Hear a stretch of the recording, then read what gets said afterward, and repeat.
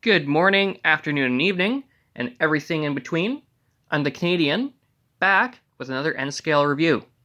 And today, we're going to be looking at another piece of my N-scale rolling stock. This offering coming from the Atlas Masterline today. Focus. And the camera might look a little, like the filming quality might be a little bit different because I am trying a different camera. I'm using one of my old Samsung phones, mainly because it has a pausing function on the camera. Unlike my other camera I use that doesn't have that and makes editing a pain because I don't do editing.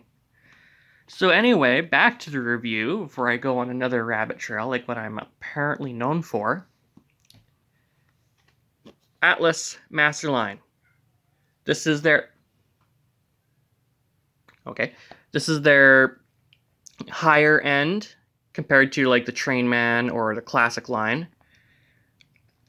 And today's offering from them is going to be the Trinity rail focus. There we go. Another thing too, this thing takes a while to focus. The Trinity rail 31,000 crude oil tank car for PPRX, number 661246. So, taking it out of the box, I'm going to be trying this as well with a lot of my videos if I have the boxes available.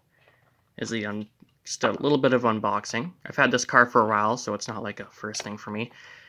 Now with this one, I noticed I have a few other Masterline cars. Not all of them have this. I think this might be a tank car thing because wires and grab irons. This has a little flap on it that's taped on, like that. And of course, there's normally one of those soft pieces of plastic that you pick up. I don't like that when it comes to putting the cars away. They are a pain. So I just delicately do that, and I can hear the comment section getting ready to just absolutely throw fire. Okay, so here is the focus. Here's the car right here. And it's a very nice, very detailed car. It's a little dusty. I know it was I just took it out of a box, but when it sits on a layout for a little bit, it gets dusty. And that worked a little bit. Okay, so getting into the review here, I will start off with how the car itself looks. And it looks very nice. Being a Masterline, a lot of the hosing details on it are going to be a separately applied part. So going straight to the undercarriage for that. Ignoring that. Oh, wow, okay. So apparently my hand-eye coordination to this camera is sucky, so I'm going to have to look at the car. Yeah, this here, it took a tumble a little bit. Sometimes it's unavoidable. Could it have been preventable? Probably. That's what the yellow lines are for. I'm getting freaking caught on that.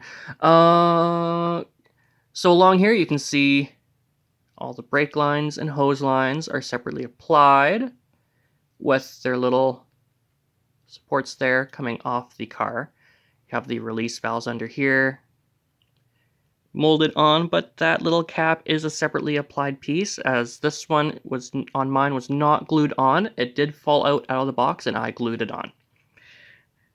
Coming down here, you have some more brake line focus. Focus. Hello. Hello. There we go. I might not be using this camera much. So you have brake line there. Coming on to the trucks, they are mounted on with a screw instead of a pin. It is a much more secure fit. And then the wheels are installed. Hi, you can see a visitor coming in the background. They are factory installed metal wheels. Hello. She wants attention.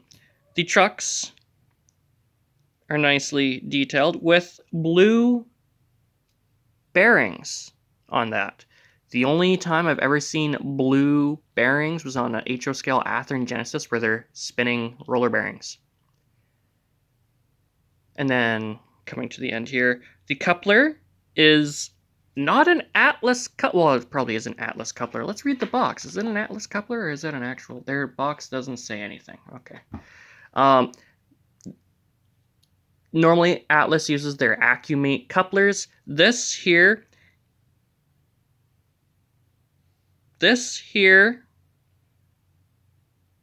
okay, I'm regretting it. It's focusing on the cat.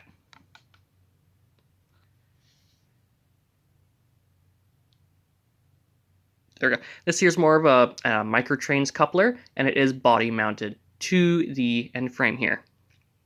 And then you have some end detail, hose length and such. Going on to the rest of the car here, starting at the ends, you have the platform. Oh, I'm not using this camera for something like this again. Focus. There we go. They are plastic walkway that are etched with the diamond pattern with a separately applied grab iron here. And these cars do feature impact shields on the end, on each end, with the hazard placard. Same second end, almost same as the first. Difference being, oh, there we go. Difference being that it has the brake wheel assembly on it. Going to the sides here, you have weld seam detail molded in, separately applied ladders on each side here. And then on top you have the main filler hatch assembly. Oh my god. Yeah, this might be the only review featuring this camera because I don't like... I'm not liking it. This is an experiment.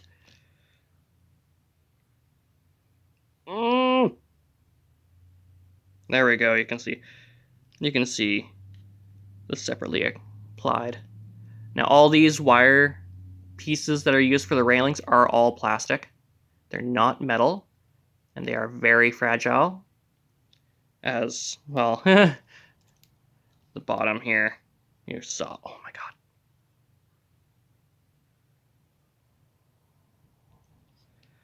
Going on to the painted details now.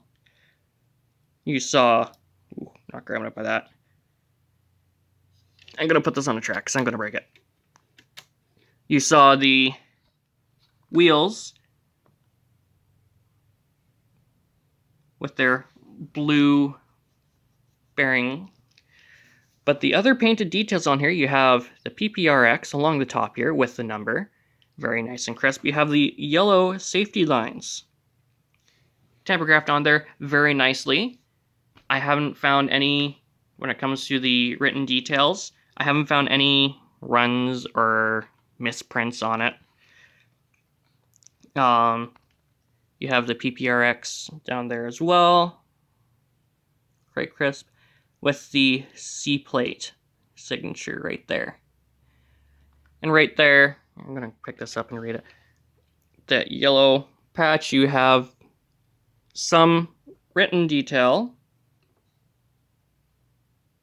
Focus. Focus. It doesn't want to focus. What does it say? It has numbers on it. I can't read it. I saw the numbers. And then you have a lot of very small, barely legible, not even going to try it with this camera. And then you have the hazard placard on there as well.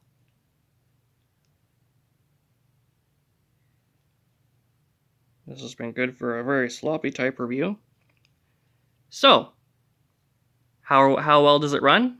Let's test that on the layout. Okay, we're on the layout. A minor 2-second commute. And the cat's been up here. I can tell. So, we got the tank car on the track. Let's take it around a little bit. Oops. It whoop, get on the track there. It rolls really well. And it does go around this layout's tight radius. I'm going to move this trailer here.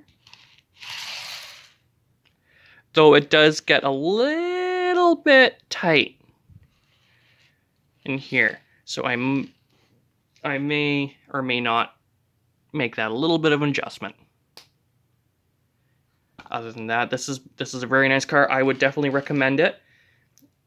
Especially if you're doing, you know, a fueler kind of train, you know, you got your like crude oil going, if you have a refinery on your layout, or even just like a unit train running through. I know that's with my main layout. I'm kind of doing both. But yes, this has been a very nice car. Ignore that spoiler alert back there. Yeah.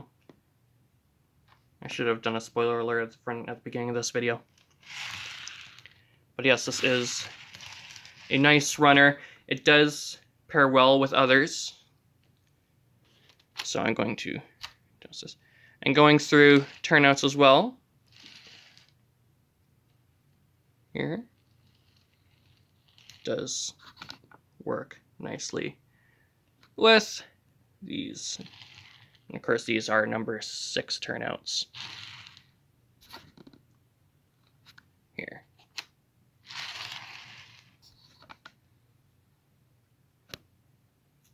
There.